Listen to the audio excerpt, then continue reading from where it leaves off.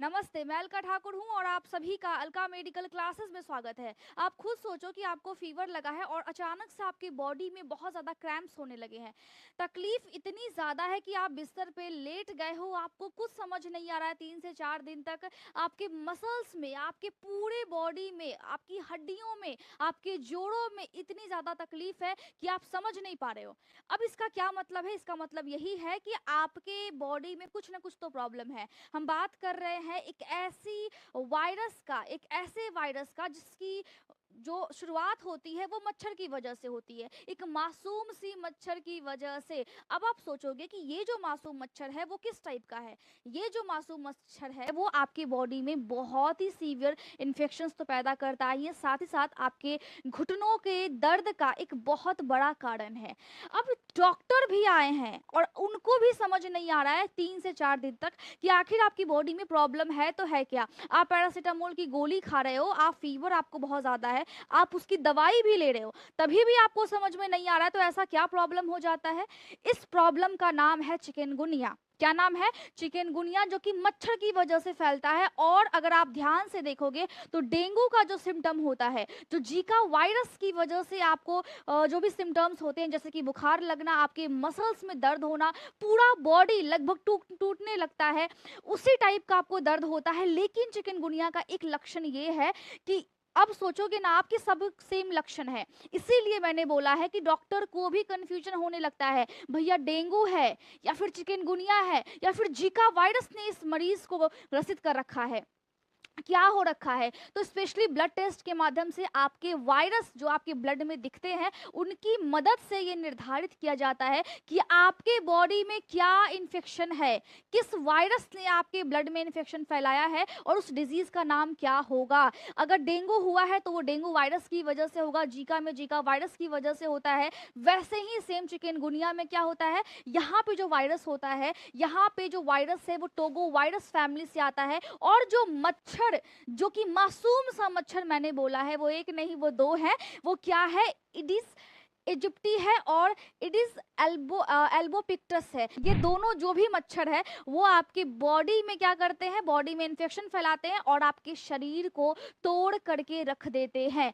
और अगर मैं बोलूँ इसका वैक्सीन नहीं है तो आपको सोच करके बहुत ही अचंभा टाइप का महसूस होगा, क्योंकि सचमुच इसका वैक्सीन नहीं है, इसका इलाज नहीं है। लेकिन इलाज हम क्या कर सकते हैं? इलाज में हम जो भी इसके लक्षण आते हैं, जैसे कि बुखार लगना, आपके जॉइंट्स में, आपके जोड़ों में दर्द काफ़ी ज़्यादा रहेगा। जो गठिया के पेशेंट है उसकी तो हालत ये खराब करके रख देता है। और आपको ये लगभग 2 से 8 दिन तक रह सकता है या 8 से 12 दिन तक भी रह सकता है। बेड पर आपको ऐसे पटक देगा जैसे कि आपको लगेगा कि आपको बहुत बड़ा कोई बीमारी हो गया है। उसी टाइप से अगर आप देखोगे ध्यान से तो इसमें आपको हल्का सा उल्टी करने का मन भी होगा, जिसको हम मेडिकल टर्म में क्या बोलते हैं, जिसको हम मेडिकल टर्म में नोजिया बोलते हैं, या फिर वॉमिटिंग करने की इच्छा भी हो सकती है। आपके सर में दर्द रहता है, आपको हल्का हल्का दर्द महसूस होगा। साथ ही साथ आपको क्या महसूस होगा? आपको महसूस होगा कि आपके घुटनों में बहुत तेज दर्द है और वो दर्द लगातार बढ़ता जा रहा है। और ये जो दर्द है, आप बिलीव नहीं करोगे, ये जो दर्द है वो आपके 6 महीने से ऊपर भी रह सकते हैं। बुखार तो ठीक हो जाएगा क्योंकि आपको मेडिसिन दी जा रही है, लेकिन दर्द रहता है। तो इसमें घबराने वाली कोई बात नहीं है। लेकिन हाँ, मैं हमेशा बोलती हूँ कि पढ़ाई करना, आपको पढ़ाई करना, अगर आप पैरामेडिकल क्षेत्र से हो, इसीलिए इम्पॉर्टेंट है क्योंकि वैक्सीन जो है वो इसकी नहीं है। हम डेवलप हो रहे हैं, लेकिन क्या हम सचमुच डेवलप हैं? एक मच्छर के काटने से जो प्रॉब्लम हो रही है, हमें उसका वैक्सीन तक अभी तक नहीं मिला है। आप खुद सोचो, ये 1967 के बाद धीरे धीरे और सभी देशों में फैलने लगा। सबसे पहले एशिया और अफ्रीका में था और उसके बाद वर्ल्ड वाइड ये फैलने लगा। और अगर हम बात करें डेटा की तो लगभग अभी WHO के अकॉर्डिंग 3 मिलियन से ज्यादा लोग इससे ग्रसित हैं, लेकिन डॉक्टर्स भी पहचान नहीं पा रहे हैं। वो डेंगू के सिम्टम्स में कंफ्यूज हो जा रहे हैं और 2019 के बाद से इसके जो केसेस है वो लगातार बढ़ते ही जा रहे हैं। अभी अगर आप देखोगे तो एक्ट्रेस माही विज जो है, उनको भी ये प्रॉब्लम हुआ था। और आप खुद सोचो कि वो इतनी ज़्यादा केयर करती होंगी खुद की बॉडी का, बिल्कुल फिटनेस पे ध्यान देती होंगी, तब उनको हो गया। तो ये कहीं न कहीं हमारी गलती तो है। गलती क्या है हम इसके बारे में डिस्कस करेंगे, लेकिन सबसे पहले हम ये डिस्कस कर लें कि ये जो वायरस होता है ना, इसका ये आरएनए वायरस है और इसी वायरस को पहचान करके हम फिर डिटेक्ट करते हैं कि आपको चिकनगुनिया है। ठीक है? अब ये जो चिकनगुनिया है उसमें अगर डायग्नोसिस में देखें तो डायग्नोसिस करना बहुत ज़्यादा इंपॉर्टेंट है। पेशेंट के अगर हम ब्लड की जांच कर रहे हैं तो अगर हमने पढ़ाई नहीं की है, अगर आप यहाँ पर आकर के कोर्स आप में आपने एडमिशन लिया है, मम्मी और पापा के पैसे आपने उस पे लगाए हैं और आपने ठीक से पढ़ाई नहीं की है, तो आप एक भी मरीज को देख पाने में सक्षम नहीं होगे। क्योंकि यहाँ पर बहुत बारीकी से आपको समझना होगा कि अगर आपने पेशेंट का डायग्नोसिस किया है, चिकनगुनिया का केस है, तो वहाँ पर आरटी-पीसीआर का टेस्ट होगा। और आपको शायद याद होगा कि ये जो टेस्ट है वो कोविड के टाइम में बहुत ज़्यादा हुआ था। क्यों? क्योंकि हमने ब्लड में इन सब चीज़ों को पहचानना है और इसका फुल फॉर्म क्या होता है? Real time reverse transcriptase polymerase chain reaction, जिसमें वायरस का एक चेन होता है और उसको पहचानना होता है। अब जो वायरस है उसका चेन है, इसको हम पढ़ते हैं माइक्रोबायोलॉजी में, तो ये भी जानने के लिए आपको पढ़ना पड़ेगा। अब आप खुद सोचो कि आपके लिए पढ़ाई कितनी ज़्यादा इंपॉर्टेंट है। और अगर आप बोल रहे हो ना कि जॉब से कुछ नहीं होता है, ये एक ऐसा सेक्शन है, डॉक्टर्स की इतनी ज़्यादा आवश्यकता है, नर्सेस की भी आवश्यकता है। आप अगर देखोगे लैब टेक्नीशियन उतने सफिशिएंट अमाउंट में नहीं है, फार्मेसी में जो भी लोग कोर्स कर रहे हैं उनको उतनी नॉलेज नहीं है। तो सही से अगर हम देखें तो हमारे देश में लोगों को ट्रीट करने के लिए जो लोगों की आवश्यकता होती है, उतनी संख्या में लोग है ही नहीं।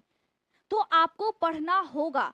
और जिस तरीके से मैंने पढ़ा है, बायोलॉजी आप बोलते हैं बहुत ज़्यादा बोरिंग है, लेकिन इंटरेस्टिंग है। आपके बॉडी के बारे में आप खुद सीखते हो, खुद समझते हो, इसीलिए अगर आप पढ़ोगे तो आपको समझ में आएगा कि ये केस क्या है। अगर हम केस स्टडी की बात करें तो मुंबई के 35 साल के रमेश के बॉडी में भी चिकनगुनिया का वायरस था, लेकिन 4 दिन तक डॉक्टर को ये पता नहीं लगा कि चिकनगुनिया का वायरस है। लोग अक्सर कंफ्यूज करते हैं और डेंगू का इलाज करने लगते हैं, जिसकी वजह से उसके बॉडी में प्रॉब्लम्स और ज़्यादा बढ़ती चली जाती है।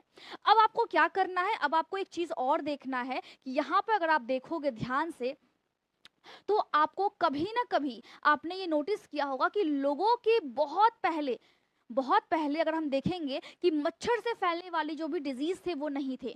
वो क्यों नहीं थे? नॉर्मली लोग वहां पे नेट लगा करके सोते थे पहले के ज़माने में। पहले के ज़माने में उतना तामझाम होता ही नहीं था। अभी हम तामझाम कर रहे हैं। अब आप खुद सोचो, मच्छर भगाने वाली जो तेल आती है आप भी इस्तेमाल करते हो, हम जाते हैं किसी रिलेशन वाले के घर में, हम भी इस्तेमाल करते हैं। जब तक मैंने पढ़ाई नहीं की थी मेरे घर में भी था और शायद अभी भी उसकी शीशी कहीं ना कहीं मिलेगी अगर मैं खोजूंगी तो होता क्या है कि हमें नॉलेज नहीं है, इसीलिए आपको पढ़ना बहुत ज़्यादा इंपॉर्टेंट है।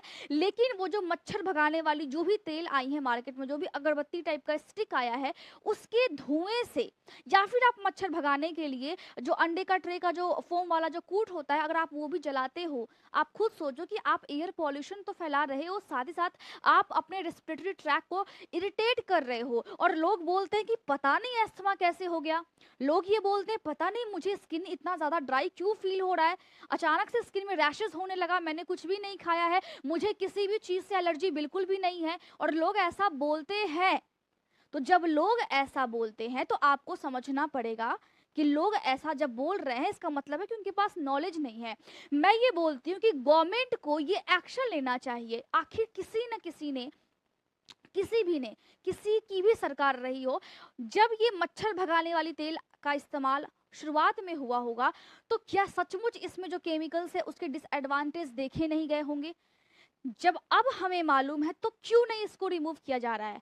और जो आम जनता जिसको मालूम ही नहीं है, एडवर्टाइजमेंट के माध्यम से या एड्स दिखा करके उसको क्या करते हैं, मैनिपुलेट करते हैं। अब आप खुद सोचो, बच्चों को हम क्रीम लगा करके बाहर भेजते हैं कि हाँ बच्चे को मच्छर ना काटे, जो नॉर्मल जो प्रॉब्लम है ना मच्छर से तो कम, लेकिन उस क्रीम से बहुत ज़्यादा होगा। उस क्रीम से कैंसर का रिस्क भी बढ़ता है। तभी तो लोग बोलते हैं कि मेरे फैमिली में कहीं किसी को कुछ भी नहीं है, लेकिन मेरे बच्चे को ये प्रॉब्लम है, ये प्रॉब्लम है, ये प्रॉब्लम है।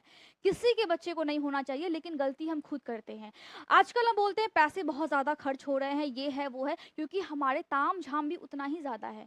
सिंपल सी चीज़ है, नेट लगा करके सोइए, ध्यान रखिए, कहीं भी पानी इकट्ठा नहीं होना चाहिए। कहीं भी आप अगर देखें तो कचरा वैसे फेंकना नहीं चाहिए, लेकिन हम सब कुछ कर रहे हैं, उसके बाद फिर हम पैसे वेस्ट कर रहे हैं, और पैसे वेस्ट करने के बाद हम उस डिजीज़ को अट्रैक्ट कर रहे हैं, उस डिजीज़ को हम खरीद रहे हैं एक तरीके से, कि हाँ, बीमारी को हम खरीद रहे हैं, बीमारी का हम को बॉडी के अंदर हो, इसके लिए हम पेड भी कर रहे हैं, पैसे भी हम पे कर रहे हैं।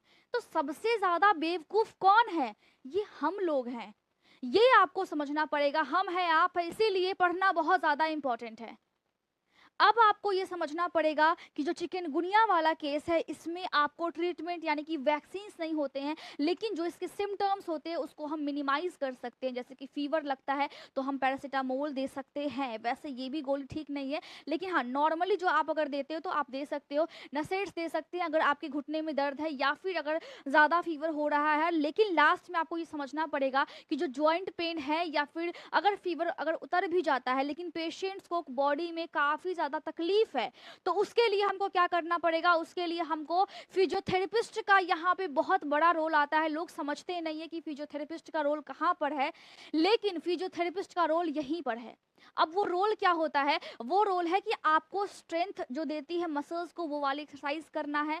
साथ ही साथ आपको देखा जाए तो आपको स्ट्रेचिंग करना है, आपको हाइड्रेशन थेरेपी भी आती है, उसमें आपको वो करवा सकते हैं। तो एक फिजियोथेरेपिस्ट से कंसल्ट आपको करना चाहिए अगर आपको चिकनगुनिया या फिर डेंगू या फिर बॉडी में काफ़ी ज़्यादा तकलीफ महसूस होता है, बोन्स में आपको तकलीफ महसूस होता है, आपको बॉडी के किसी भी एक सेक्शन में आपको ज़्यादा दर्द है, और वो दर्द लंबे टाइम से है, और मेडिसिन खाने के बाद भी अगर नहीं गया है, तो वो दर्द सिर्फ और सिर्फ आपका ठीक एक फिजियोथेरेपिस्ट ही कर सकता है। मैं उम्मीद करती हूँ कि आपको समझ में आ गया होगा। साथ ही साथ हम नेक्स्ट लेक्चर में डेंगू पर डिस्कस करेंगे बहुत अच्छे तरीके से, और जो भी आपको डाउट्स होता है वो Alka medical classes Telegram group पे आप शेयर कर दो अपने डाउट्स को, और व्हाट्सएप चैनल भी है अलका मेडिकल क्लासेस के नेम से ही, आप उसको ज्वाइन कर सकते हो। और यहाँ पे सैटरडे और संडे लाइव सेशंस होते हैं, और उस लाइव सेशंस में आप अपने डाउट्स को पूछ सकते हो, और वहाँ पे मैं आपके डाउट्स को क्लियर करने की पूरी पूरी कोशिश करती हूँ और करूँगी। इसीलिए इस संडे या जो पहले सैटरडे आता है, वहाँ पे आप लाइव सेशंस को ज्वाइन करने के लिए बिल्कुल रेडी रहिए। अच्छे से पढ़ाई कीजिए और डाउट्स को नोट करके रखिए कि मुझे अलका मैम से क्या क्या पूछना है। Thank you so much.